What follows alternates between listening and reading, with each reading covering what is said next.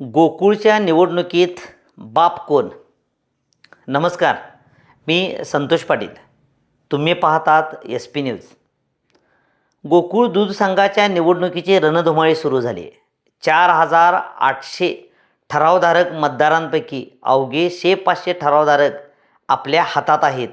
तरीही मिजाशीत काही नेते आता थेट स्वतःलाच गोकुळच्या निवडणुकीचा बाप म्हणून घेऊ लागले आहेत. आम्ही जिकडे जाऊ तिकडं विजयाचं पारडं फिरतं, आम्ही जाऊ तिकडं गुलाल उधळला जातोय, अशी भाषा वापरली जाते. हा आत्मविश्वास आहे की अहंकार? माझ्या मते यामागे एकच कारण आहे, गोकुळ दूध संघात दडलेलं अर्थकारण. गोकुळ म्हणजे फक्त दूध संघ नाही, तो कोल्हापूरच्या ग्रामीण राजकारणाचा पॉवर सेंटर आहे. शेकडो कोटींची उलाढाल, लाखो दूध उत्पादक, हजारो कुटुंबांचा रोजगार आणि जिल्ह्याच्या राजकारणावर प्रभाव टाकणारी संस्था. यातून मिळणारा ताजा पैसा हे उघडगुपित आहे. इथं कुणीही कितीही दूध उत्पादकांच्या भल्यासाठी आम्ही निवडणूक रिंगणात आहोत असं म्हणत असला तरी खरं कारण, इथलं अर्थकारण हेच आहे. यामुळेच गोकुळची निवडणूक म्हणजे सत्तेच्या आडाने एका मोठ्या आर्थिक केंद्रावर नियंत्रण मिळवण्यासाठी सुरू असलेली लढाई आहे. याच पार्श्वभूमीवर गोकुळचे माजी अध्यक्ष अरुण डोंगळे यांचं एक विधान सध्या कोल्हापुरात चर्चेचा विषय ठरते. त्यांनी म्हटले, गोकुळच्या निवडणुकीत बाप म्हणजे आबाजी, अर्थात माजी चेअरमन विश्वास पाटील. आम्ही दोघं जिथं जाऊ तिथं विजयाचा गुलाल उधळतो. या विधानानंतर त्यांनी सावरासावर केली.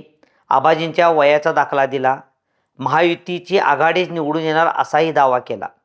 मात्र आम्हीच निवडणुकीतील किंगमेकर असे सूचक विधान नेत्यांसह जिल्ह्याच्या भुवया उंचावणार आहे.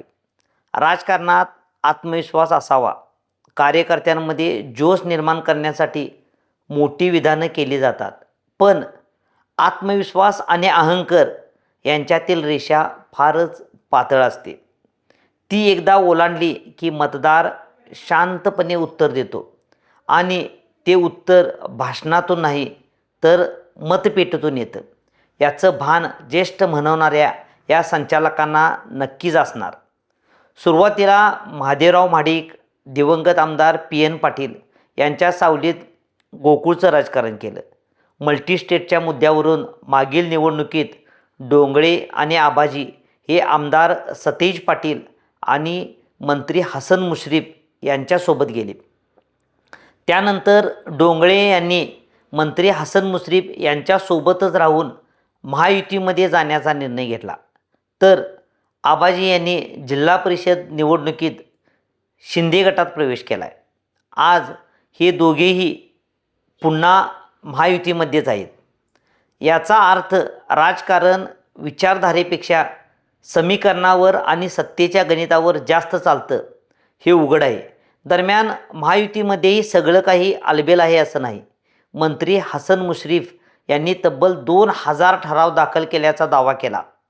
त्यातून राष्ट्रवादी काँग्रेस महायुतीत मोठा भाऊ असल्याचा संदेश देण्याचा प्रयत्न झाला, पण भाजपनेही त्याला तितक्याच कडक शब्दात उत्तर दिलं. ठराव कितीही असू द्यात, काल, आज आणि उद्या भाजप हाच मोठा भाऊ राहणार असा स्पष्ट संदेश भाजपच्या नेत्यांनी दिला. याला थेट प्रत्युत्तर न देता आम्हाला डिवचू नका असा इशारा मंत्री हसन मुश्रीफ यांनी आपल्या समर्थकांमार्फत द्यावा लागला. यामुळे महायुतीत सुरू असलेली अंतर्गत अस्वस्थता स्पष्टपणे दिसून येते. आणि याच धाग्यावर अरुण डोंगळे यांनी आणखी एक पाऊल पुढं टाकलं. मोठा भाऊ कोण आहे याच्याशी आम्हाला काही देणं घेणं नाही. गोकुळच्या निवडणुकीत बाप म्हणजे आबाजी. आम्ही दोघं जिथे जाऊ तिथं विजयाचा गुलाल उधळतो, अशी भीमगर्जना त्यांनी केली. एवढंच नाही तर आमदार सतेज पाटील यांनाही त्यांनी डिवचलं. विरोधकांचं मोडकं तोडकं पॅनेल होईल असं भाकीतही डोंगळे यांनी करून टाकलं. पण इथेच खरी राजकीय जोखीम सुरू होते. मल्टीस्टेटच्या मुद्द्यावरून महाडिक गटाचा रोष आधीपासूनच अरुण डोंगळे आणि विश्वास पाटील यांच्यावर आहे. भाजपने या दोघांच्याही ईडीच्या चौकशीची मागणी यापूर्वीच केली होती. आता त्यांनी आमदार सतेज पाटील यांनाही अंगावर घेतले. म्हणजे त्यांनी हसत खेळत का असेना गमतीने एकाच वेळी शक्तिशाली गटांना आव्हान दिले असा त्यातून अर्थ निघतोय.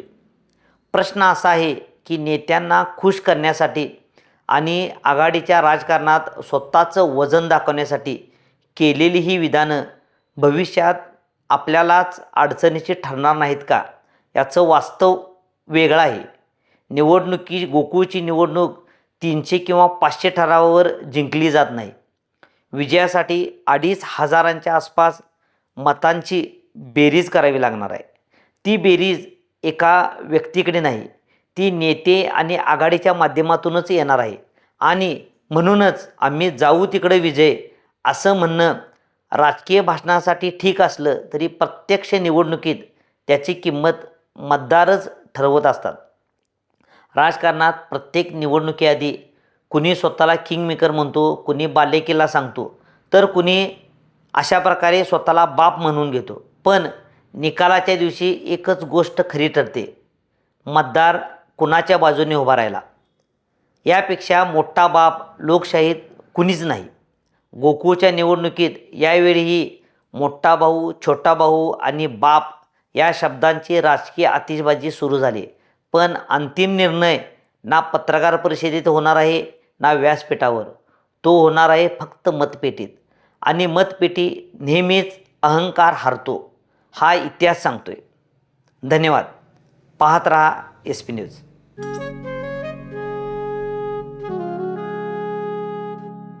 बाबा, आज येताना बासुंदी घेऊन या ना. अगं, कालच आपण आईचा वाढदिवस होता म्हणून आणली होती ना.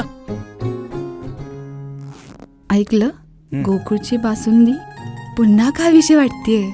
खरं सांगू, मलाही खावीशी वाटतेय. पुन्हा पुन्हा खावीशी वाटणारी गोकुळ बासुंदी.